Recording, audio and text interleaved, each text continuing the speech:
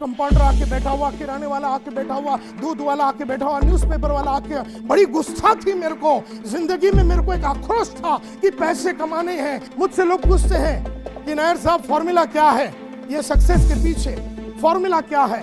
Simple बात है, formula यही है, अगर जिंदगी बनानी है, नाम बनानी है, शोहरत कमानी है और अपनी चाहतों के हिसाब से जिंदगी जीनी है, जरूरतों के हिसाब से नहीं।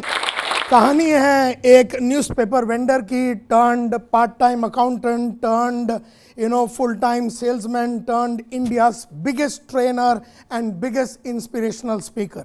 मेरा नाम संतोष नायर है। Born brought up in the city of Mumbai. मैंने अपना करियर चालू किया था एज ए न्यूज़पेपर वेंडर। घर घर में जाके मैं न्यूज़पेपर डालता था। फिर उसके बाद मैं कॉलेज में जाता था, दोपहर को अकाउंटेंट की नौकरी करता था और रात को ट्यूशन लेता था। इस तरह से ज़िंदगी बीत रही थी। तब स्वामीनाथन अय्यर एक दिन मिला, मेरा जो बचपन का यार है। उसने मुझसे पूछा करता क्या है, मैंने उसको कहानी सुनाई। उसने ये कहा कि ये जो न्यूज़पेपर का काम कर रहा है वो कुलकर्णी, अपना गली का कुलकर्णी पिछले 35 साल से कर रहा है और उसने कुछ बड़ा काम नहीं किया। मरने के पहले उसके पास एक मोटरसाइकिल खाली थी, एक स्कूटर खाली था। और जो तू अकाउंटेंट का नौकरी कर रहा है, 400 रुपये तेरे को मिल रहे हैं, कल वो 500 हो जाएगा, अगले साल वो 600 हो जाएगा, अगले साल वो 700 हो जाएगा। इस तरह से 35 की तेरी जब उम्र होगी तो you will be at about 3,500-4,000 rupees.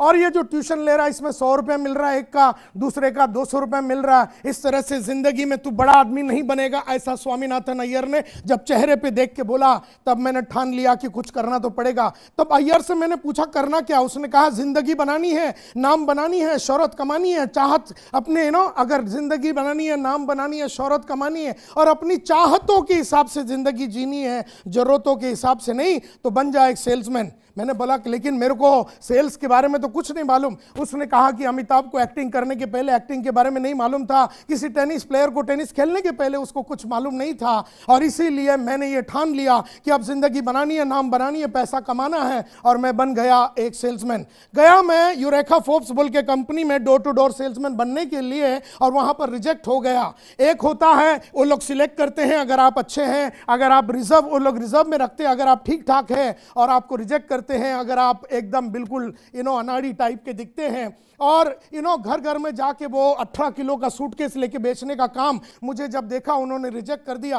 फिर पता चला कि रिजेक्टेड कैंडिडेट्स को लोग ले रहे थे, तो हमारा नंबर लग गया, और इस तरह से मैं यूरेका फोर्ब्स में ज्वाइन किया as a front line salesman. 18 kilo का सूटकेस लेके घर घर में जाता था, और उस जमाने में यूरेका फोर्ब्स में 3,500 लोग काम करते थे। National average in a month of a sales person was 4 vacuum cleaner आपका नेशनल एवरेज था। अगर आपने 8 बेच दिया तो आपका जो बॉस है, इमीडिएट बॉस है, वो आपको एक उडुपी रेस्टोरेंट में लेके खाना खिलाता था। अगर आपने 8 से 12 या 15 के करीब 12 के करीब बेचा तो आपका रीजनल मैनेजर आपको ले जाता था और बढ़िया सा रेस्टोरेंट में खाना खिलाता था। और अगर आपने 14 या 16 बेच दिया तो अखिल मार्फत या हमारी कंपनी का मैनेजिंग डायरेक्टर अपने स्टैंडर्ड 2000 रोवर कार में, उस जमाने का सबसे एक्सपेंसिव गाड़ी में आके वो तुम्हें ज्वेल ऑफ इंडिया में ले जाता था, और तुम्हें जो खाना चाहिए, जो पीना चाहिए वो देता था तुम्हारे को।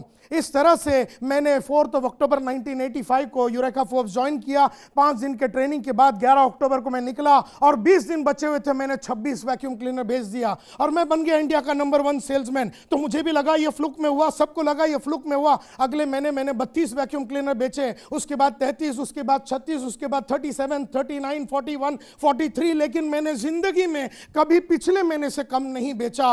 और फिर मैं बन गया ग्रुप लीडर, 4 लड़के मेरे साथ थे। उसके बाद मैं बन गया सुपरवाइजर, नंबर 1 ग्रुप लीडर बना, नंबर 1 सुपरवाइजर बना, नंबर 1 सेल्समैन बना, इंडिया का नंबर 1 ब्रांच मैनेजर बना 140 ब्रांच मैनेजर्स में। पहली बार यूरेका फोर्ब्स में 200 सेल हमने किया था, 300 सेल हमने किया था, 400 सेल हमने किया था, 500 एज ए ब्रांच मैनेजर हमने किया था। इस तरह से हमने रिकॉर्ड बनाए, and in about 8.5 years 10 promotions, I was the youngest, fastest growing or richest employee in the history of Eureka Forbes. और फिर मैं ज्वाइन किया रियल वैल्यू सीज फायर बोल के कंपनी, वहाँ पर डीजीएम था, फिर जीएम बना। उसके बाद मैं टीम प्रोडक्टिविटी बोल के कंपनी में मैं वहाँ का वाइस प्रेसिडेंट था और वहाँ का डायरेक्टर बन गया। इस तरह से मैं 15 साल नौकरी करने के बाद मैंने पिछले 19 साल पहले स्मार्ट बोल के ट्रेनिंग कंपनी शुरू की और आज स्मार्ट दुनिया की जानी मानी और बहुत ही powerful entrepreneur training consulting coaching company बन चुकी है। मुझे याद है मेरा पहला इनकम था 500 रुपए, तब मैंने लक्ष्य रखा कि मुझे 5,000 महीने का कमाना है। भागा भागा भागा मैं 5,000 कमाया। जब मैं 5,000 कमाता मैंने लक्ष्य रखा मुझे 50,000 महीने का कमाना है। जब मैं 50,000 कमाता था मैंने लक्ष्य रखा कि मुझे 1 लाख कमाना है। इस तरह से मैंने 2 लाख 3 लाख 5 लाख का लक्ष्य रखा कि मैं महीने में 5 लाख रुपया कमाऊंगा। जब मैं 5 लाख रुपया कमाता तब मैंने कहा यह महीने का कार्यक्रम अपने से नहीं होने वाला है, अभी मेरे को दिन का चाहिए। तो फिर मैंने दिन का 3,000 रुपया लेने चालू किया। 10,000 50,000 5 लाख दिन का मैं लेता था। तब मैंने कहा अब दिन का भी मेरे को काम नहीं करना, अब मुझे घंटे का पैसा चाहिए। और इस तरह से आज मैं 1 या 2 घंटे के लिए 7.5 से 9 लाख रुपया लेता हूं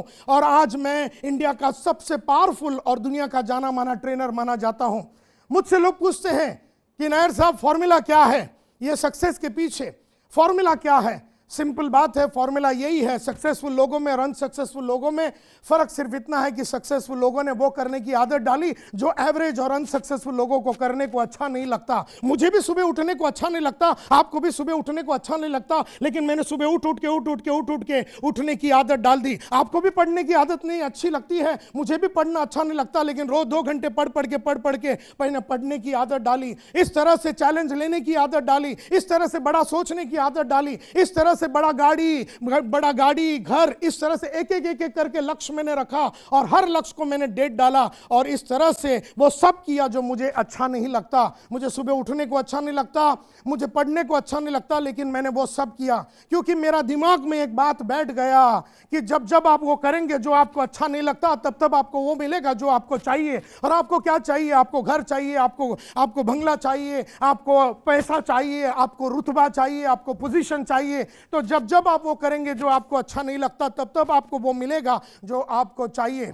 और आपको बनानी पड़ेगी वो सब आदतें जो आपको अच्छा नहीं लगता। मैंने वो सब आदतें डाली जो मुझे अच्छा नहीं लगता और आज मैं ये समझ चुका हूं कि हमारा जो फ्यूचर है वो हमारी आदतें हैं। जानबूझ के अच्छी आदतें अगर हमने डेवलप नहीं किया तो अनजाने में बुरी आदतें लग जाएगी। जानबूझ के बड़ा सोचने की आदत नहीं डालोगे तो अनजाने में छोटा सोचने की आदत लग जाएगी। जानबूझ के बड़ा काम नहीं करोगे तो छोटा काम करने की आदत लग जाएगी। जानबूझ के लगातार चैलेंज लेने की आदत नहीं डालोगे तो अनजाने में चैलेंज ना लेने की आदत लग जाएगी। और एक बहुत इंपॉर्टेंट बात यह है कि ये सब के पीछे ये जुनून पैदा कैसे हुआ।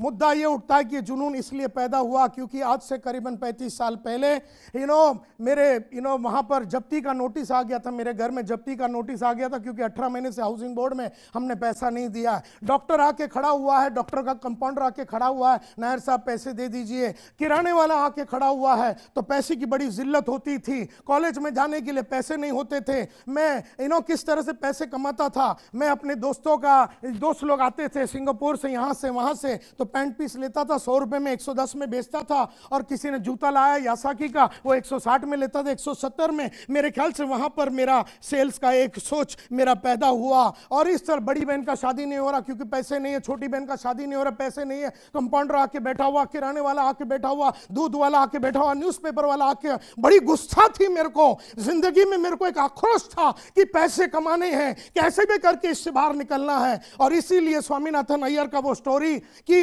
अगर तुझे सेल्स वो लाइन है जहां पर तुझे 5,000 चाहिए तो 5,000 मिलेगा, 10,000 चाहिए तो महीने का 10,000 मिलेगा, 50 चाहिए तो 50 मिलेगा, 1 लाख चाहिए तो 1 लाख मिलेगा, 3 लाख चाहिए तो 3 लाख मिलेगा। और इस तरह से मैंने अपने आप को ये किया और पैसे कमाया। बहन का शादी करा, बड़ी बहन का, छोटी बहन का, और सभी टाइप की सुविधाओं को मैंने लाइफ में अचीव किया क्योंकि मैंने अपना लक्ष्य रखा।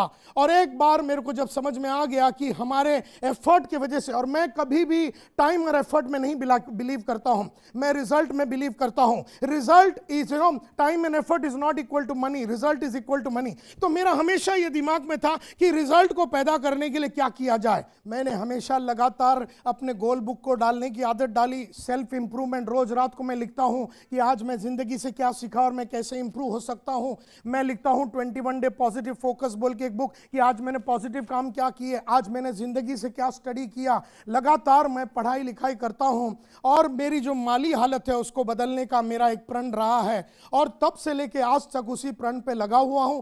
तब से लेके आज तक मैं कंटिन्यूसली वही सब कर रहा हूं जो मुझे अच्छा नहीं लगता। लक्ष्य मैंने तय कर दिया है, डेट मैंने सेट कर दिया है और लगातार एक जुनूनी पागल के माफत जोश के साथ, एंथुजियाज्म के साथ, डिटर्मिनेशन के साथ, डेडिकेशन के साथ, झूठ ना बोलते हुए, काम करते हुए, मेहनत करते हुए, जब तक काम नहीं होता तब तक मैं घर नहीं जाता। एक सेल्समैन की मेरी आदत थी कि जब तक मैं वैक्यूम क्लीनर नहीं बेचूंगा घर नहीं जाऊंगा। मुझे याद है ऐसा एक ही दिन हुआ था क्योंकि हर दिन मैं बेचता था और मैंने ये डिसाइड कर दिया था बेचूंगा नहीं तो घर नहीं जाऊंगा। रोज अपने रिपोर्ट्स बराबर टाइम पे लिखूंगा, बॉस लोग के पूछने के पहले मैं करूंगा और मैं बनूंगा एक प्रोफेशनल। ना मुझे किसी की गाइडेंस की जरूरत थी, ना मोटिवेशन की जरूरत थी, ना पुश का जरूरत था, ना यादें मेरे को याद दिलाने की जरूरत थी नहीं थी क्योंकि मैं प्रोफेशनल बन चुका था। मुझे नौकरी नहीं करनी थी, मुझे एक सेल्स प्रोफेशनल बनना था।